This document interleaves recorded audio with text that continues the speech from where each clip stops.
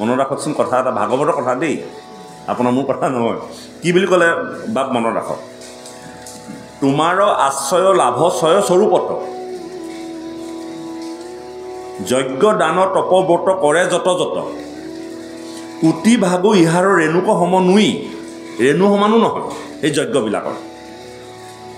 হৰিভক্তি দান দিলে যিটো ফল হয়, এজন লোকক যদি কেনেবাকৈ হৰিভক্তি দান দি দিব পাৰে, ঈশ্বৰে সেৱা কৰিব পৰা ব্যৱস্থাটো যদি কৰি দিব পাৰে, সেইবিলাক সকলো শেষ হৈ গৈছে। কোটি কোটি ৰেণু তাৰ সমান হ'ব নহয়। আৰু সেই উদ্দেশ্যে আপোনাসৱক ভাগৱত শ্ৰৱণ কৰাই থকা হৈছে। ভাগৱতৰ মাত, লাভ লোকচানৰ কথা আহি আছে ন। খেতি কৰিলে লাভ লোকচান লাগিব ন আমাক, বোলে কিমান পালোঁ, বোলে হাল বাই আছোঁ কেলে বা বাই আছোঁ, ভাগৱত গাই আছোঁ কেলে বা গাই আছোঁ, আপোনালোকে শুনি আছে কেলে বা শুনি আছে, এইবিলাকৰ যদি হিচাপ ভাগৱতে দিছে, আপোনালোকে যদি নিষ্ঠাৰে শ্ৰৱণ কৰে আপোনালোকে কটিপ্ৰাপ্ত হ'ব। আৰু আমি যদি সদাচাৰে যদি আপোনাসৱক হৰিভক্তি দান দিব পাৰিছোঁ, সেই যাগ যজ্ঞ পূজা পাতল নকৰি কোটি কোটি পুণ্য মোৰ সাধন হৈ যায়। চাওক কথাবিলাক, আমি আমাৰ স্থানত থাকি আমি পুণ্য অৰ্জনৰ কাৰণে চেষ্টা কৰিছোঁ বা ঈশ্বৰ গতিৰ কথা চিন্তা কৰিছোঁ। আৰু আপোনালোকে আপোনালোকৰ আসনত বহি আপোনালোকৰ কামটো কৰক, আপোনালোকে শ্ৰৱণ কৰক একান্ত। কোনে গাইছে কি গাইছে এইবোৰ দৰকাৰ নাই, ঈশ্বৰৰ কথা গাইছে, ইয়াততো গ্ৰাম্য কথা পতা নাই। গতিকে শ্ৰৱণ কৰি থকা সময়ত যদি আপোনালোকে একাগ্ৰভাৱে যদি ঈশ্বৰৰ চৰণত মনটো দি পেলাই শ্ৰৱণ কৰে, এখন বজাৰহে। প্ৰত্যেকে আপোনাৰ কুশলা চোৱা যে বেটেবে নেইবাহ যোগ ধৰ্ম, আপুনি আপোনাৰ স্থানত বহি আপুনি গতি, আমি আমাৰ গতিবিলাক প্ৰাপ্তিৰ কথাহে চিন্তা কৰিব লাগে। আমি ভাবিব নালাগে যে সমাজত আমি পণ্ডিতালি কৰিম, তেতিয়াহ'লে আপুনি জিৰ' হৈ যাব। নাই নাই বাৰু, যিকণ সময়ত পাইছোঁ, যিকণ সময় মই বাপক কৈছোঁ যে বৰষুণ যিমান দিয়ক যামেই, আৰু নগ'লে সদায় কম আপোনালোকক আগতীয়াকৈ মই জনাই দিম, আপোনালোকে কেতিয়াও নাহিব বুলি নাভাবিব। শিল দিলেও আহিব, বাক্যাধীন হৈ আছোঁ। ভগৱন্তৰ ওচৰত আমি বাক্যাধীন হৈ থকা নাই জানো? ধাৰাবাহিক আমি বহিম আহিম বুলি কৈ থৈছোঁ। আজি বৰষুণ এজাক দিয়াৰ লগে লগে আমি কি নাহিম নেকি?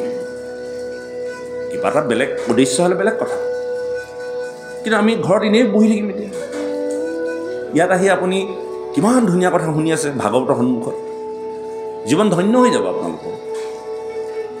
আজি বিদুৰে কৈছে মোৰ মল দূৰ হৈ গৈছে, প্ৰেমত মই আহ্লাদিত হৈ গৈছোঁ, মোৰ সংসাৰৰ যন্ত্ৰণা শেষ হৈ গৈছে, আৰু দুৰ্গতি নাশ হৈ যায়। দুৰ্গতি নাশ হ'ব, আপোনালোকে প্ৰমাণ চাব। কিন্তু এইটো নহয় যে আজি কৰিলোঁ কাইলৈ নহয়, প্ৰমাণ পাব, প্ৰমাণ পাব, ঈশ্বৰে দিব আপোনালোকক। খালি ঈশ্বৰৰ ওচৰত আপোনালোকে ৰতি হৈ থাকক। তোমাৰ আশ্ৰয় লাভ ছয় স্বৰূপত, যজ্ঞদান তপব্ৰত কৰে যত যত, কোটি ভাগো ইহাৰৰ ৰেণুক সম নুই, হৰিভক্তি দান দিলে যিটো ফল হুই, এগুটি জীৱক যিটো নিষ্ঠাৰ কৰয়, যত পুণ্য হুৱে তাৰ পাৰ নাহি কয়। এটা জীৱক যদি আপুনি আপোনাৰ এটা বাক্যই যদি গতি দি দিব পাৰে, আমি যে আমাৰ ল'ৰাসকলক যে খুচৰি খুচৰি কথাবোৰ কৈ থাকোঁ, স্বৰ্ণ মন্ত্ৰটো মনত আছেনে নাই, এইটো কৰিলিনে নাই, এটা যদি লাইনত এজন যদি কেনেবাকৈ ঈশ্বৰ সেৱাত ব্ৰতী কৰাই দিব পৰা যায়, তাতকৈ আপোনাৰ জীৱনত আপুনি কি দান দিব? কোনোবা এজন মানুহে বিচাৰি আহিছে, টকা 500 দিয়াটো দান নহয়। এজন মানুহক যদি ঈশ্বৰ সেৱাত ব্ৰতী কৰাই দিব পাৰে, এজন মানুহক যদি জীৱনৰ সংস্কাৰ কৰি দিব পাৰে, এজন লোকক যদি জীৱনৰ চৰিত্ৰ গঠনত আপুনি সহায় কৰি দিব পাৰে, তাতকৈ আৰু পুণ্য নাই। খং কৰোঁ, ৰাগ কৰোঁ, মোৰ কাৰণেতো নকৰোঁ। হয়নে কওকচোন? নামঘৰলৈ আহা, ধুতিখন পিন্ধি আহিবি, তাৰমানে কি লাভ হ'ব? মোৰ কি লাভ আছে কওকচোন? কিন্তু সংস্কাৰ,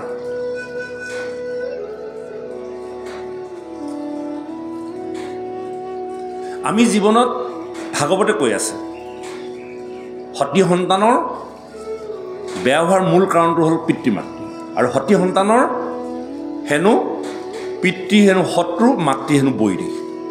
কেনেকৈ? আৰু পিতৃ মাতৃয়ে সন্তান জন্ম দি সন্তানৰ বৈৰী কেনেকৈ হ'ল? যদি সন্তান জন্ম দি সন্তানক সংস্কাৰ কৰিব নোৱাৰিলোঁ তেতিয়াহ'লে আমাৰ নিচিনা পাপী আমাৰ নিচিনা শত্ৰু আৰু জগতত নাই। আজি আমাৰ সেইটোৱে হৈছে, আমি সন্তান জন্ম দিবলৈ শিকিলোঁ কিন্তু সংস্কাৰ দিবলৈ নিশিকিলোঁ। আৰু সংস্কাৰ এতিয়া দিলে নহ'ব, সৰুৰ পৰাই দিবলৈ নিশিকিলোঁ। আৰু নিশিকাৰ কাৰণে আজি সন্তানবিলাকৰ শত্ৰু আমি। কাৰণ এখন পণ্ডিত সমাজত যেতিয়া বহি থাকিব তেতিয়া আপোনাৰ সন্তানটোক যেতিয়া মানুহে নগণ্য কৰিব, সন্তানটোক যেতিয়া আপোনাৰ তিৰস্কাৰ কৰিব, নিন্দা কৰিব, তাৰ কাৰণ পিতৃ মাতৃ। যেনেকৈ এখন বগ সমাজ মানে বগলী সমাজ, ঢৌকে বগলীবিলাক বগা। আৰু সেই বগলী সমাজত যেতিয়া আপোনাৰ সন্তানটো কোলাৰ নিচিনাকৈ এটা কলা বগলী নিচিনাকৈ থাকিব, সকলোৰে দৃষ্টি আপোনাৰ সন্তানটোৰ ওপৰত পৰিব, তেতিয়া সেই সন্তানটোৱে যি লাজ পাব, চৰম পাব, তাৰ কাৰণ পিতৃ মাতৃ। কাৰণ সেই সন্তানটোৰ শত্ৰু পিতৃ মাতৃ। কাৰণ সেই পিতৃ মাতৃয়ে নিজৰ কামনাৰ লালসাত যৌৱনৰ এটি মুহূৰ্তত সেই সন্তানটো নমাই নি কিন্তু সন্তানটোক যথোচিত শিক্ষা দিব নোৱাৰাটোৱে তেওঁলোকৰ জীৱনৰ আটাইতকৈ ডাঙৰ অপৰাধ। আৰু আমি সেইটোকে কৰি আছোঁ।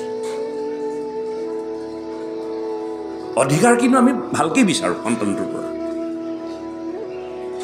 কৰি দিব লাগিব, খুৱাই দিব লাগিব, টকা নঘটকেলে। কিন্তু সেই টকা ঘটিবলৈ বা ল'ৰাটোক সংস্কাৰ দিবলৈ আমি কিমান যত্ন কৰোঁ হ'লোঁ। আজি এই ভাগৱত এই অনুষ্ঠানটো সেইকাৰণে আয়োজন কৰা হৈছে। নোৱাৰা কামখিনি এতিয়া ক'ত চব যুৱ সমাজ নাই। এইবিলাক কথা আজি যুৱক যুৱতীসকলে বহুত প্ৰয়োজন আছে, কিন্তু আমি আনিব নোৱাৰোঁ। নিজৰটোকো আনিব নোৱাৰোঁ, আপোনালোকেও আনিব নোৱাৰে, ময়ো আনিব নোৱাৰোঁ। তাৰ কাৰণ মই নিজেই। মোৰ ল'ৰাটো বেয়া নহয়, আপোনাৰ ছোৱালীজনী বেয়া নহয়, আপোনাৰ ল'ৰাটোও বেয়া নহয়, বেয়া আপুনি মই। আৰু সমাজখন এনেকুৱা এখন মঞ্চ দিব নোৱাৰিলোঁ। আৰু আজি দিবলৈ গৈও আমি ব্যৰ্থ। এই ব্যৰ্থ হৈছে নাই বাৰু? আপোনালোকে হৈছে নাই নাজানো, মই কিন্তু ব্যৰ্থ হৈছোঁ। আৰু মই তাৰ গুৰিটো বিচাৰি চাইছোঁ, ক'ত ব্যৰ্থ হৈছোঁ। গতিকে অকণমান গভীৰকৈ চাবৰ হৈ গ'ল।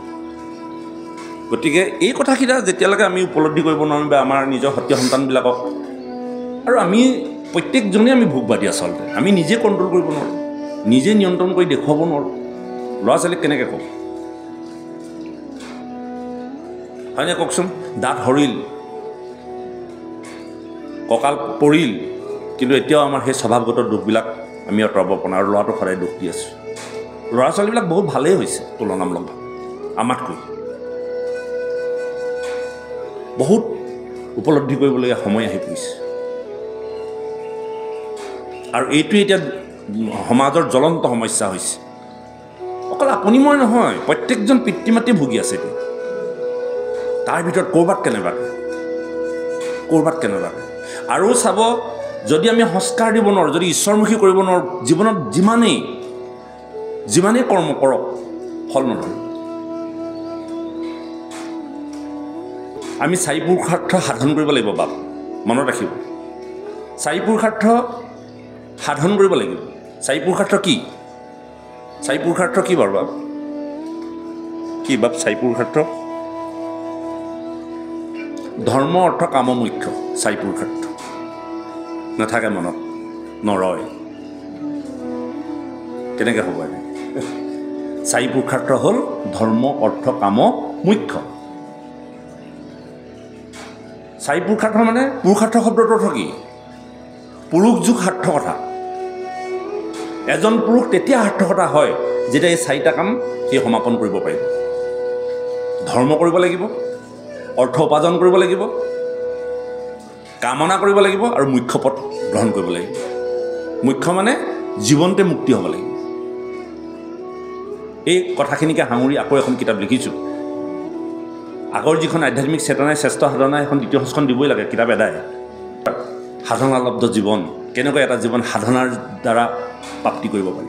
সাধনা লাগিব। আৰু এই সাধনা কৰিবলৈ যাওঁতে আপুনি 4 পুৰুষাৰ্থ সাধন কৰিব লাগিব। আপুনি ভাগৱত শ্ৰৱণ কৰি ভাগৱতৰ কথাবিলাক আপোনাৰ হৃদয়ত ৰাখিবৰ কাৰণে আপুনি সাধনা কৰিব লাগিব। সেইটোৱে হ'ল সাধনালব্ধ জীৱন। আজি আপোনাৰ মোৰ কথাবোৰ মনত নথকাৰ কাৰণ কি? সাধনা নাই। নে বাপ মনত কিয় নাথাকে? এইটো আপুনি বিচাৰক আজি, যে মই কথাটো কিয় মনত নাথাকে। সাধাৰণ কথা, 4 পুৰুষাৰ্থ ধৰ্ম অৰ্থ কাম মুখ্য। গতিকে বেদৰ 100টা তত্ত্বৰ ভিতৰত 80টাই হ'ল কৰ্মকাণ্ডী, থাকিলে 20টা নহয়নে বাৰু? আৰু 16টা হ'ল জ্ঞান মাৰ্গ, জ্ঞান কাণ্ড, আৰু থাকিলে কিমান? 4টা হ'ল ভক্তি মাৰ্গ, 100টা। আৰু এই 100টা বেদৰ মহাতত্ত্ব, বেদৰ শিৰোভাগ, বেদৰ হাড়ভাগ, বেদান্ত, সমস্ত বেদান্ত হাৰ মহাভাগৱত হয়নে? এই মহাভাগৱত বেদৰ হাড়ভাগ হ'ল এই মহাভাগৱত। আৰু এই মহাভাগৱতক উপলব্ধি কৰিবলৈ, বুজিবলৈ আপুনি 4 পুৰুষাৰ্থ সাধন কৰিব লাগিব। প্ৰথম পুৰুষাৰ্থটো কি? ধৰ্ম। এতিয়া ধৰ্ম আমি কেনেকৈ সাধন কৰিম, ধৰ্ম কেনেকৈ পালন কৰিম, এই কথাটো জানিব লাগিব। আমি ধৰ্ম কৰি আছোঁ বোলে, ধৰ্ম কৰিছোঁ, কি ধৰ্ম? মহাপুৰুষীয়া ধৰ্ম, কি সংঘ, কি ধৰ্ম বোলে, কৃষ্ণ গুৰু, কি ধৰ্ম বোলে, আমুক আমুক, সীমা নাই আৰু, নামেই নাম আৰু, সংগঠনৰ সীমা নাই। কিন্তু আমি ধৰ্ম প্ৰথম পুৰুষাৰ্থটো সাধন কৰিবলৈ হ'লে আপুনি 7 প্ৰকাৰ সাধনা কৰিব লাগিব। মনত ৰাখক, 7 প্ৰকাৰ ধৰ্ম ৰক্ষা কৰিবৰ কাৰণে আপুনি 7 প্ৰকাৰ সাধনা কৰিব লাগিব। 1 নম্বৰ, স্থানৰ সাধনা কৰিব লাগিব, ঠাই, ক'ত বহি পেলাই আপুনি সাধনা কৰিব লাগিব, ধৰ্ম ৰক্ষা কৰিব। কোনডোখৰ জেগাত কৰিব? জনকে যজ্ঞ কৰিবৰ কাৰণে 12 বছৰ হাল বাইছিল, কেলে? স্থানৰ শুদ্ধিতা। 7 প্ৰকাৰ শুদ্ধিতা হ'লে আপোনাৰ ধৰ্ম ৰক্ষা হ'ব। প্ৰথম শুদ্ধিতাটো কি? স্থান, ঠাই। আমি সেইকাৰণে ঈশ্বৰৰ কৰ্ম কৰিবলৈ যাওঁতে ঠাইখন মোহাৰি লওঁ নাই? বা ৰভাতলখন কিমানবাৰ মোহৰা হয়? নাম গোৱাৰ আগত আকৌ এবাৰ মোহাৰি অনা হয় নাই? স্থানৰ শুদ্ধিতা। এইখন কি অশুদ্ধ জেগা নি? আকৌ যে মোহাৰি আনো কেলে? হয় নাই বাৰু কওকচোন? নোমোহাৰিলেও দুখ নক'ল। 1 নম্বৰ কি? মনত ৰাখক, স্থানৰ শুদ্ধিতা, ঠাই শুদ্ধিতা। সকলো জেগাত আমি ঈশ্বৰ সেৱা নকৰোঁ, পবিত্ৰ জেগাত কৰোঁ। সেইকাৰণে য'ত ঈশ্বৰ সেৱা কৰিম সেই জেগাটুকুৰাৰ শুদ্ধিতা লাগিব। 2 আহিলে কালৰ শুদ্ধিতা। কাল মানে সময়। যিকোনো সময়তে আপুনি ঈশ্বৰ উপাসনা কৰিলে নহ'ব। বিমংগল সময়ত ঈশ্বৰ উপাসনা কৰিলে নহ'ব। আপুনি একদম চেককৈ ৰ'দ একদম ভৰদুপৰীয়া গৈ পেলাই সেই বালিৰ মাজত গৈ পেলাই কৰি থাকিলে আপোনাৰ ঈশ্বৰ সেৱা সাধন নহ'ব। আমি সেইকাৰণে সন্ধ্যা কৰোঁ। ক্ষণ আছে, সময় আছে, টাইমৰ মতে আমি ঈশ্বৰ সাধনা কৰোঁ। কালৰ, সময়ৰ শুদ্ধিতা লাগিব। 3 নম্বৰ, দেহৰ শুদ্ধিতা। আপোনাৰ দেহটো শুদ্ধ কৰিব লাগিব, স্নান কৰিব লাগিব। 20টা ত্যাগ কৰাৰ পাছত আপুনি শৌচাচাৰ পদ্ধতিত হাত পখাল ধুই ল'ব লাগিব। আৰু দেহৰ শুদ্ধিতা কৰিবলৈ যাওঁতে খাদ্যৰ শুদ্ধিতা আহিলে। আপুনি দেহটো কেনেকৈ শুদ্ধ কৰিব দিয়ে? ৰাতিপুৱা বা গধূলিলৈকে আখৰিক খাদ্য খাই আপুনি দেহ শুদ্ধি কৰিব পাৰিব? আৰু সেই দেহৰ দ্বাৰা ঈশ্বৰ সাধন কৰিব পাৰিব আপুনি? আমাৰ ঈশ্বৰ সাধন যে হোৱা নাই কাৰণ সেইটো। প্ৰথম দেহ শুদ্ধিতা লাগিব। কেইটা হ'ল? 3টা। 4 নম্বৰটো ইন্দ্ৰিয়ৰ শুদ্ধতা। ইন্দ্ৰিয়, নাক, চকু, কাণ, ভৰি, হাত, এইবিলাক শুদ্ধিতা লাগিব। ইন্দ্ৰিয় শুদ্ধিতাৰ কাৰণে যেতিয়া আমি গুৰুৰ ওচৰত শৰণ ল'বলৈ যাওঁ তেতিয়া আমাক কি হয়? দণ্ডতে পৰি সেৱা ল'বলৈ কয়। অৰ্থটো কি? অৰ্থাৎ আমাৰ সমস্ত ইন্দ্ৰিয় গুৰুৰ ওচৰত সমৰ্পিত হওক। আমাৰ চকুটো ইন্দ্ৰিয়, চকুৱে আমি বেয়া বস্তু চাব নালাগিব। চকুক আমি মনাব লাগিব যে ভাল ঈশ্বৰৰ মূৰ্তিটো দৰ্শন কৰিবলৈ। কাণখনে আমাক বেয়া কথা শুনি ভাল পায়, কাণখনক আমি বাধ্য কৰাব লাগিব যে ঈশ্বৰৰ কথা শুনা, নাম শুনা। নাকটোক আমি বাধ্য কৰাব লাগিব যে ভগৱন্তৰ পদৰ নিৰ্মালী গান ল'বলৈ। মুখখনক বাধ্য কৰাব লাগিব গ্ৰাম্য কথাৰ উপৰি ৰাম নাম ল'বলৈ, ৰাম কৃষ্ণ হৰি গোপাল গোবিন্দ নাম ল'বলৈ মুখখনক বাধ্য কৰাব লাগিব। হাতখনক আমি বাধ্য কৰাব লাগিব ঈশ্বৰৰ কৰ্ম কৰিবলৈ। ভৰিকেইটাক বাধ্য কৰাব লাগিব সাধুৰ সংগলৈ, ঈশ্বৰৰ গৃহলৈ যাবলৈ। আৰু মস্তকটো আমি বাধ্য কৰাব লাগিব যাতে ভগৱন্তৰ চৰণামিত্ৰ ৰেণু যাতে শিৰত ল'ব পাৰে। এয়া হ'ল ইন্দ্ৰিয়ৰ শুদ্ধিতা। কেইটা হ'ল বা? 5টা হয়নে? 6 নম্বৰটো কি? 6 নম্বৰটো আহিলে খাদ্যৰ শুদ্ধিতা। 7 নম্বৰটো কি আহিলে? দ্ৰব্যৰ শুদ্ধিতা। আপুনি কি দ্ৰব্যৰে ভগৱন্তক সেৱা সৎকাৰ কৰিব? চব দ্ৰব্য দিলেতো ভগৱন্তই গ্ৰহণ নকৰে। দ্ৰব্যৰ শুদ্ধিতা লাগিব। কিমান আমি কল কুঁহিয়া কাটি কিমান আগবুৰি কাটোঁ, দ্ৰব্যৰ শুদ্ধিতা। এই 7 প্ৰকাৰ শুদ্ধিতা হ'লে আপোনাৰ কি ৰক্ষা হ'ব? ধৰ্ম ৰক্ষা হ'ব। এতিয়া চিন্তা কৰক, আমাৰ ধৰ্ম হৈছেনে নাই? কল কুঁহিয়া ঠিকেই কাটি আছোঁ, সেইখিনি বা ঠিকে আছে, স্থানবোৰ ঠিকে আছে, কিন্তু আটাইতকৈ আমাৰ 3টা কাম আমাৰ নহয়। 1 হ'ল স্থান, 2 হ'ল ইন্দ্ৰিয়, 3 নম্বৰ হ'ল খাদ্য। এই শুদ্ধিতাটো আমাৰ নাথাকে। নথকাৰ কাৰণে আমি ভবামতে ধৰ্ম পালন কৰিব নোৱাৰোঁ। আৰু এই 7 প্ৰকাৰৰ সাধনা কৰিলে আপোনাৰ ধৰ্ম ৰক্ষা হৈ যাব। তাৰ দ্বিতীয়টো কি? অৰ্থ। অৰ্থ মানে কি? ধন নেকি? টকা নেকি? বিত্ত, সম্পত্তি। অৰ্থ হ'ল,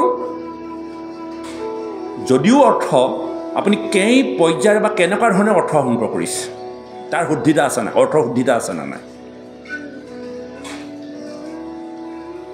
শুৱে বাৱে টকা ঘটিছেনে? আনক মাৰি ঘটিছেনে? চুৰ কৰি আনিছেনে? কাৰোবাক ঠগি আনিছেনে? প্ৰবঞ্চনা কৰি আনিছেনে? এই অৰ্থৰ শুদ্ধিতা লাগিব। যেতিয়ালৈকে আপুনি অৰ্থৰ শুদ্ধিতা নহ'ব, তেতিয়ালৈকে আপোনাৰ ধৰ্ম ৰক্ষা 4 পুৰুষাৰ্থ সাধন নহ'ব। আৰু সেই অৰ্থ আৰু এটা অৰ্থ আছে কি? পৰম বিত্ত। যিটো বিত্ত আজি আপুনি যিমান ধন টকা পইচা অৰ্জন কৰিছে, এইবিলাক ইহকালৰ, এটকাও নিব নোৱাৰে।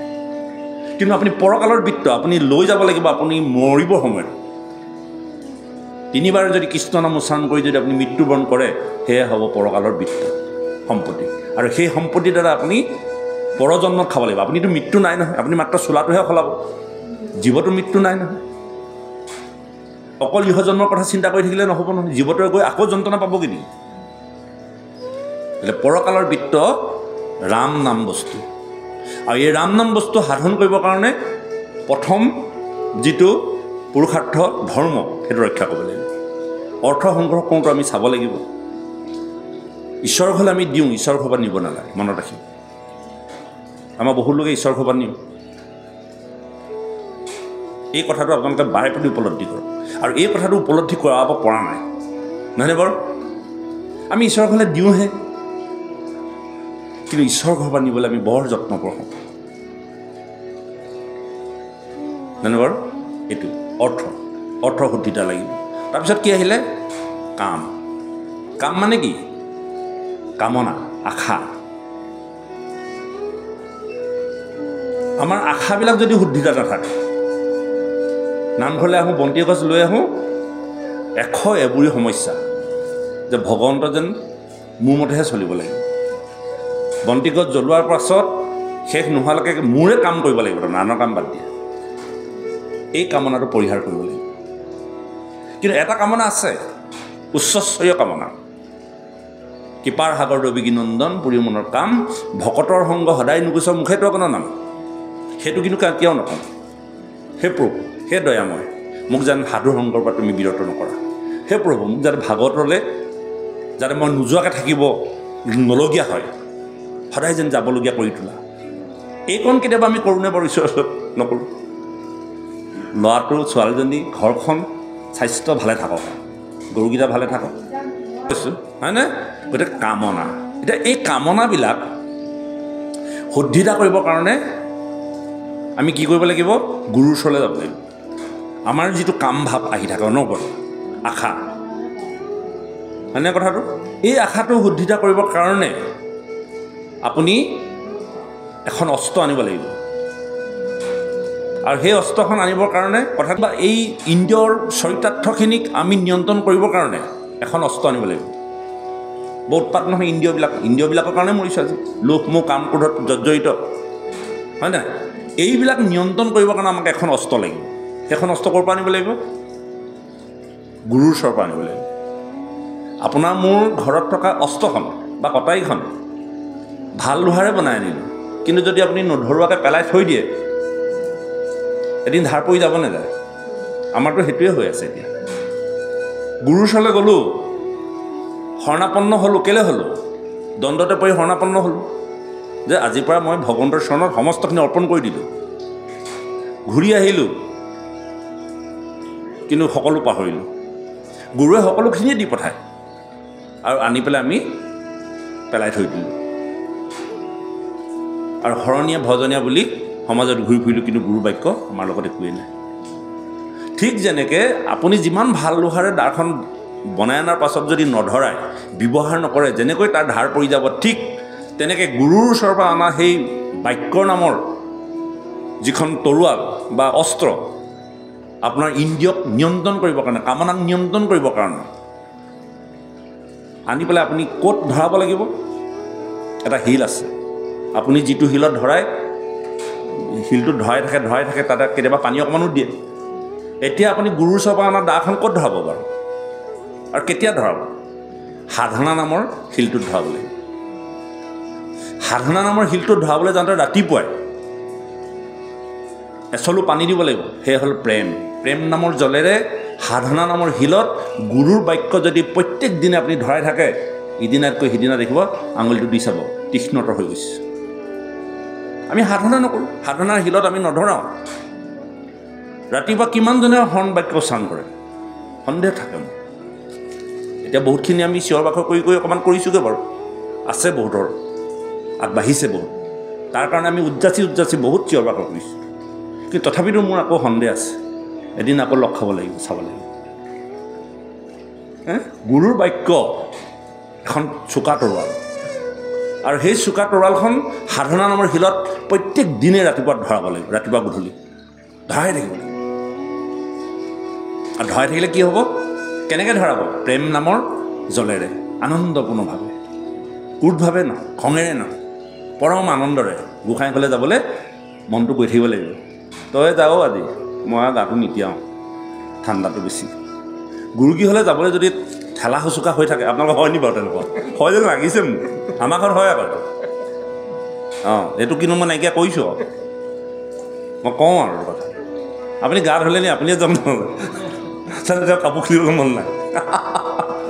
গতিকে দৃঢ়তাটো লাগিব, একাগ্ৰতাটো লাগিব।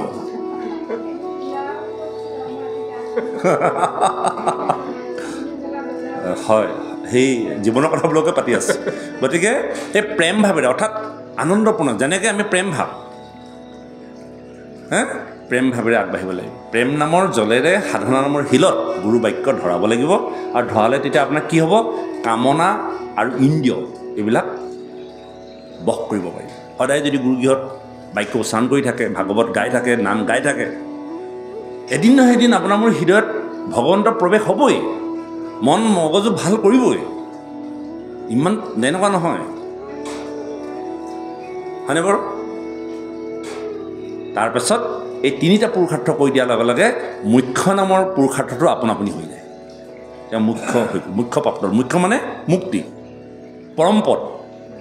পৰমপদ পাই গ'ল। আৰু তেওঁ জগতে তেওঁ নমন কৰিলে, তেওঁৰ বাক্যৰ এটা বাক্যত এটা পৰিয়াল উদ্ধাৰ হৈ যাব, এটা বাক্যত এজনৰ আশীৰ্বাদ। এতিয়া আমি আশীৰ্বাদ দিওঁ, আশীৰ্বাদ দিয়া মানুহৰ অভাৱ নাই, কিন্তু আশীৰ্বাদবোৰ কামত নাহে। ল'ৰা এটা চাকৰি হ'বলৈ হ'লে ভকতৰ আশীৰ্বাদ লয়, কিন্তু চাকৰিটো নহয়। কি কেনেকৈ হ'ব বাৰু? যিখন হাতেৰে ডেইলি ৰেপিয়ে আছে, সেইখন হাতেৰে আশীৰ্বাদ দিলে হ'ব নেকি? সেইখন হাতেৰে কিমান ঈশ্বৰ কৰ্ম কৰিছে, কিমান তেওঁ নিৰ্মালী কৰিছে, কিমান ধূপ ঘূৰাইছে, কিমান ঈশ্বৰৰ নাম জপিছে, নাম সেইখন হাতেৰে আশীৰ্বাদ দিলেহে হ'ব। যিখন হাতেৰে যদি অনবৰত সেইখন হাতেৰে আশীৰ্বাদ দিলে আশীৰ্বাদ নহয়। সেইকাৰণে য'তে ত'তে নোদোৱাবা মাথা, য'তে ত'তে নক'বা কথা। মাথা এনেই হ'লেই নহ'ব, চাব লাগিব। এই হ'ল সাধনালব্ধ জীৱন। এনেকুৱাবিলাক কথা সামৰি আমি ভাবিছোঁ চাৰি পুৰুষাৰ্থ। আৰু চাৰি পুৰুষাৰ্থ সাধনা হ'লে জীৱৰ কি হয়? তেতিয়াহে গাব পাৰিব। যাদৱ যদু নন্দন মাধৱ মধুসূধন, তুমি নিত নিৰঞ্জন নাৰায়ণ, তোমাৰ লৈলো হৰণ। ইবাৰ কৰোণাময় হৰি কমলাপতি, মোৰে নচাৰিবা নাৰায়ণ।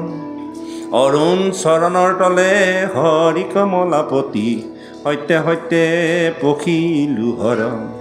হৰি চৰণত হৰণ লৈলো এ হৰি নাৰায়ণ, মানৱী জনম সফল কৰিলো এ হৰি নাৰায়ণ। সেয়ে হ'ল সফল জীৱন, সাধনালব্ধ জীৱন।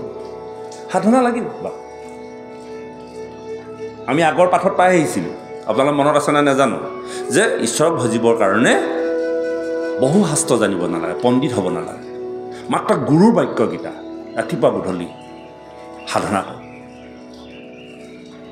আপোনালোকে হয়তো ভাবিব পাৰে যে আমি কি কৰিম, নহয়, যি গুৰু বাক্য দিছে, গোপাল গোবিন্দ যদুনন্দন কৃষ্ণৰ চৰণে লৈলো শৰণ, সেইটোকে গাওক, কিন্তু প্ৰেম ভাৱেৰে সদায় গুৰু বাক্য বুলি পালন কৰক, নিত্য নৈমিত্তিক পালন কৰক।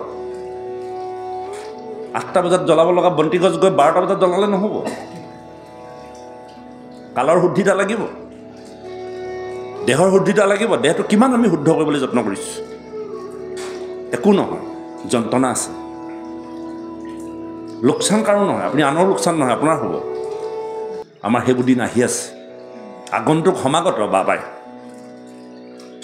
আমি ভাবোঁ আমাৰ এনেকৈয়ে হ'ব আৰু আমি নমৰোঁ আৰু, আনৰ হৈছে আগব, যি হৈছে আমি নহ'ব, আমি ভালেই যাম নে বাপ, আমি তেনেকৈ ভাবি থাকোঁ। গতিকে আমাৰ ভয় নালাগে, বেয়া কাম কৰিবলৈ ভয় নালাগে।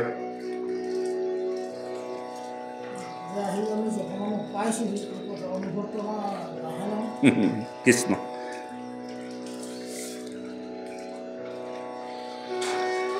হে ৰাম এগুটি জীৱক যিটো নিস্তাৰ কৰয়, যত পুণ্য হুৱে তাৰ পাৰ নাহি কয়। এতেকে কৃষ্ণৰ কথা কহিও ক বাপ, হেনবা আমাৰ ইটো খন্দে মহাপাপ। হে গুৰুদেৱ, সেইকাৰণে কৃষ্ণ কথা মোৰ শুনিবৰ মন গৈছে। যদি আপোনাৰ পদ্মমুখৰ দ্বাৰা নিগৰিত হৈ থকা কৃষ্ণৰ কথাই মোৰ জীৱনৰ মহাপাপবিলাক কিজান খন্দেই যায়। বিদুৰ এজন মহাভক্ত, 6জন ভকতৰ ভিতৰত এজন ভক্ত। আজি বহু লোকে সাধনা কৰিলে, প্ৰহ্লাদে ভগৱন্ত বৈকুণ্ঠৰ পৰা নমাই আনি মৰ্ত্যত দেখুৱাই দিলে নৃসিংহ ৰূপে, কিন্তু প্ৰহ্লাদ ভক্ত হ'ব নোৱাৰিলে। আজি ভক্ত কি কি? এজন বান্দৰ, এটা ভালুক, এটা ৰাক্ষস, চাওকচোন আপুনি।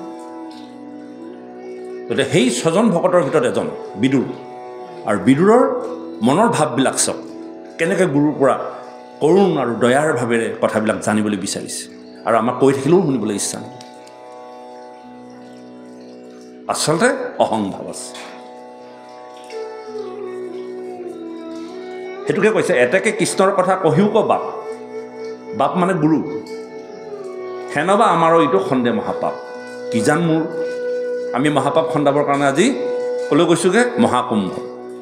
কিন্তু এই ভাগৱত দৰ্শন কৰি ভাগৱতৰ কথা শ্ৰৱণ কৰিলে আপোনাৰ মহাপাপ শেষ হৈ যাব, আৰু শেষ হৈ আছে কাৰণে আপুনি মই জীয়াই আছোঁ। জীৱনত আমি যিমান পাপ কৰিলোঁ, এই ভাগৱত বা এনেকুৱা পবিত্ৰ অনুষ্ঠানবিলাকত আমি আহি কৰ্ম কৰিছোঁ, ঈশ্বৰৰ কথা অনিচ্ছাকৃতও শুনিছোঁ কাৰণে হয়তো আমাৰ জীৱনৰ বহুত পাপ খন্দি আমি এনেকৈ জীয়াই আছোঁ। আৰু যিদিনে আমাৰ পুণ্যকণ শেষ হ'ব, সেইদিনাখনি আমি যন্ত্ৰণাৰ মুখামুখি হ'ম। নাভাবিব আপোনালোকে যে কাম নাই হোৱা, গম নাপায়। আপুনি আজি এনেকৈ বহি থাকিবলৈ ভগৱন্তে কৃপা কৰিছে কি জান, আপোনাৰ জীৱনত থকা পাপখিনি শেষ হৈ আছে। পাপ বুলি আপোনাক এটা বস্তু নহয় বোলে মোৰতো গাত লাগি আছিলে, ভাগৱত শুনিলোঁ খহি পৰিলে, এনেকুৱা নহয়। আপোনাৰ মনত যেতিয়া আনন্দ আহিছে, আপোনাৰ জীৱনত যেতিয়া সুখ আহিছে, সুখ মানে কি সুখ? ঈশ্বৰৰ প্ৰতি আগ্ৰহী হ'ব পৰা, আনন্দপূৰ্ণভাৱে সমাজত হাঁহি থাকিব পৰা, এইকণেই সুখ। আপুনি কিবা খাই সুখ ল'বিব পাৰিব নেকি? জীৱনত কোনটো বস্তু খাই সুখ ল'ব পাৰিব, কোনটো বস্তু লৈ আপুনি সুখী হ'ব পাৰিব? কি আছে কওকচোন আপুনি? আজি যদি ভালকৈ এসাঁজ খাইছে, খাই থকা সময়কণে খালে, তাৰপিছত আকৌ খাবলৈ মন গ'ল, তেতিয়াহ'লে আপোনাৰ সুখ কেনেকৈ পূৰ হ'ল? তৃষ্ণা বাঢ়িহে গ'ল, দুখহে হ'ল। আজি যিসাঁজ ভাত খাই আপুনি পৰম আনন্দিত হ'ল, আজিয়ে সমাপ্তি হ'ব লাগিছিলে, বোলে মই যিটো খাই সুখ পালোঁ আৰু নালাগে আৰু। কিন্তু আপোনাৰ আকৌ কাইলৈ আকৌ খাবলৈ মন গ'ল, তেতিয়াহ'লে আপোনাৰ সুখ শেষ নহ'ল, তৃষ্ণা বাঢ়িহে গ'ল, তাৰমানে কাইলৈ আকৌ লাগে আপোনাক। কাইলৈ যেনিবা আকৌ খাই দিলে, পৰহিলৈ আকৌ লাগে, তেতিয়াহ'লে আপুনি বাঢ়ি বাঢ়ি যন্ত্ৰণা ফালে গৈহে আছে। দুখ, সুখ বিচাৰোঁতে পায় সংসাৰ, দুখৰ পৰি দুখ। হে ৰাম নিগদতি সুক শুনা, অভিমন্যুসুত, এমনে বিদুৰ প্ৰশ্ন কৰিলা বহুত। শুনি আনন্দিত ভৈলা মৈতে অমহন্ত, প্ৰশংসিয়া হাঁহি বিদুৰক বুলিলন্ত। এনেধৰণৰ প্ৰশ্নবিলাক যেতিয়া বিদুৰ মহামতীয়ে মৈত্ৰেয়ক সুধিলে আৰু মৈত্ৰেয় পৰম আনন্দিত হ'ল যে শিষ্য যদি প্ৰজ্ঞাবান হয়, শিষ্য যদি গুৰুৰ পৰা খুচৰি খুচৰি জ্ঞান ল'বলৈ আগবাঢ়ে, তেতিয়া গুৰু পৰম আনন্দিত হৈ যায়। গুৰুক আৰু বেলেগ দক্ষিণা দিব নালাগে। আৰু এজন শিষ্যই যেতিয়া গুৰুৰ পৰা কথাবিলাক খুচৰি খুচৰি জ্ঞান ল'বলৈ বিচাৰে, তেন্তে সেই গুৰুজন সেই শিষ্যৰ প্ৰতি পৰম আনন্দিত হৈ যায়। আজি মৈত্ৰেয় আনন্দিত হৈ গৈছে। কি হৈছে? শুনি আনন্দিত হৈলা মৈত্ৰেয় মহন্ত। কেলে আনন্দিত হ'ল? প্ৰশংসিয়া হাঁহি বিদুৰক বুলিলন্ত। প্ৰশংসা কৰি পেলাই বিদুৰক ক'বলৈ ধৰিলে, শুনাই কমনে সাধু সভা হদযত, পৰম বান্ধৱ ইটো মহাভাগৱত। ভকতৰ ধনৱাত পৰে আন নাই, এতেকে সদায় লবা হেলা নোযোৱাই। এহি জানি নিন্দা কৰিবা ক যোগ্য নয়, যাতো পূৰ্বে সাধু হবে এমনে কৰয়। আকৌ দেখা পদত যি কিছু অৰ্থ নাই, কহিছো সংক্ষেপে তাক বাহুল্য গুচাই। এই গুৰুজনে এই উপদেশ অকণমান দিছে, কৃপাল শংকৰ গুৰুজনাই। কৃপাল শংকৰ গুৰুজনে কৈছে যে মই যিখিনি কথা লিখিলোঁ, হয়তো তোমালোকে মোৰ কথাবিলাকত কোনো অৰ্থ নাই বুলি হয়তো ভাবিব পাৰা, বুলিব কি লিখিছে এইবিলাক, একো অৰ্থ পদাৰ্থ নাই। কিন্তু আগৰ যিসকল জ্যেষ্ঠ শ্ৰেষ্ঠ বা জ্ঞানীসকলে এনেদৰে কৈ যোৱাৰ ধৰণে ময়ো লিখিবলৈ যত্ন কৰিছোঁ। কথাটো গম পাইছেনে? লিখিবলৈ যত্ন কৰিছোঁ। হয়তো তোমালোকে ভাবিব পাৰা যে এইবিলাক কি অৰ্থ আছে, অৰ্থ পদাৰ্থ নাইকিয়া কথা। কিন্তু মই বাহুল্য হোৱাৰ ভয়ত কমকৈ লিখিছোঁ। সেই কথাটোকে কৈছে, এহি জানি নিন্দা কৰি বাকত যোগ্য নয়, যাতো পূৰ্বে সাধু হবে এমনে কৰয়। আকৌ দেখা পদত যি কিছু অৰ্থ নাই, কহিছো সংক্ষেপে তাক বাহুল্য গুচাই। নমো নমো ইষ্টদেৱ নন্দৰ তনয়, মোক নিজ দাস বুলি ধৰা কৃপা মই। তোমালোকৰ দাস বুলি, চাকৰ বুলি আগৰ সাধুসকলে কৈ যোৱা কথাৰ দৰে মই কথাখিনি লিখিছোঁ। হয়তো তোমালোকে ভাবিব পাৰা যে কথাবিলাকত কোনো অৰ্থ পদাৰ্থ নাই। এজন গুৰুৱে এই কথাটো মিনতি কৰিছে। নমো নমো ইষ্টদেৱ নন্দৰ তনয়, মোক নিজ দাস বুলি ধৰা কৃপা মই। মোৰ ইটো মন শত্ৰু মাতংগ পৰাই, তজুকৃতি গংগুদকে মজুক সদায়। হে গুৰুদেৱ, হে প্ৰভু, মোৰ মন মাতংগ। মাতংগ মানে হস্তি নিচিনা, পৰম শক্তিশালী। কৃপাল শংকৰ গুৰুজনে লিখিছে, মোৰ মন মাতংগ হোৱাৰ হেতুকে মই হয়তো আপোনালোকে ভবাৰ দৰে ৰস দি পেলাই হয়তো লিখিব নোৱাৰিবও পাৰোঁ। সেইটোকে কৈছে যে মোৰ এইটো মনৰ শত্ৰু মাতংগ পৰা, মোৰ শত্ৰু কেৱল মন। আমাৰ বাপে হয়তো ভাবিব পাৰে, তেখেতে ভাবিব পাৰে, বা আপোনালোকে ভাবিব পাৰে, বা মই হ'লেও ভাবিব পাৰোঁ মোৰ শত্ৰু আপোনালোক। কিন্তু প্ৰকৃততে আপুনি মই কাৰো কোনো শত্ৰু নহয়। আপোনাৰ মোৰ শত্ৰু কোন? মন। মন। আজি কৃপাল শংকৰ গুৰুজনে সেই কথাটোকে কৈছে যে মোৰ এইটো মনৰ শত্ৰু মাতংগ পৰাই। আপোনাৰ শত্ৰুটো মন, আৰু ই মাতংগ, একদম হাতী নিচিনা। আজি মনৰ কাৰণেতো আমি সাপদুবু খাই আছোঁ। নক'বলগীয়া কথা কওঁ, নেযাবলগীয়া কৰোঁ, হয়নে? সেই কথাটোকে কৈছে, তজুকৃতি গংগুদকে মজুক সদায়। তোমাৰ যি পদৰ গংগা বা তোমাৰ যি অমিতময় বাণীয়ে যাতে মোৰ সমস্তখিনি নাশ হয়। মজিয়াৰ হুক বৈষ্ণৱৰ প্ৰসংগত, এহি মানে পাৰ্থো মই তজু চৰণত। নিৰৱধি বদনে ৰহুক গুণ নাম, কৰজোৰ কৰো ডাকি বোলা ৰাম ৰাম।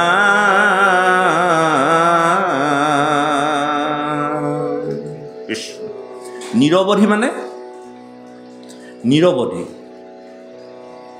বাট নপৰাকৈ, চেট নপৰাকৈ, নিৰৱধি শব্দটো। নিৰৱধি বদনে ৰহুক গুণ নাম। বদন মানে চেহেৰা, ভগৱন্তৰ চেহেৰাটোৰ কথা কৈছে, ৰূপটোৰ কথা কৈছে। নিৰৱধি বদনে ৰহুক গুণ নাম। বদন মানে কোৱা, মুখমণ্ডল। মোৰ মুখেৰে বাট নপৰাকৈ, ৰথ নপৰাকৈ যাতে নিৰৱধি মই ঈশ্বৰৰ নাম গাই যাব পাৰোঁ। কৰজোৰে কৰোঁ ডাকি বোলা ৰামৰ নাম। আমাৰ ঈশ্বৰ সেৱাটো বাদ পৰিব নালাগে ৰাতিপুৱা শুই উঠাৰ পৰা গধূলি হোৱালৈকে মুখত ৰাম নামটো এৰিব নালাগে কাম কৰি থাকক আপুনি নিৰৱধি ঈশ্বৰ সেৱাটো নিৰৱধি হ'ব লাগিব আমাৰ চেট পৰি যায় নহয় চেট পৰে নাই চেট পৰিব নালাগিব কেনেকৈ ৰাতিপুৱা শুই উঠাৰ পৰা গধূলি যোৱালৈকে আমাৰ বহুত জেগাত ঈশ্বৰৰ নাম সোমোৱাই দিছে স্নানত সোমোৱাই দিলে খাদ্যত সোমোৱাই দিলে গমনত সোমোৱাই দিলে কৰ্মত সোমোৱাই দিলে নহয়নে বাৰু শৌচ প্ৰস্ৰাৱ কৰাত সোমোৱাই দিলে এনেকৈ নিৰৱধি আপুনি ঈশ্বৰৰ নাম গাই থাকক আৰু এই কথাটোকে আজি গুৰুজনাই কৈছে যে কৰজোৰে কৰোঁ ডাকি বোলা ৰামৰ ৰাম কেইটা বাজিলে সামৰিব নেকি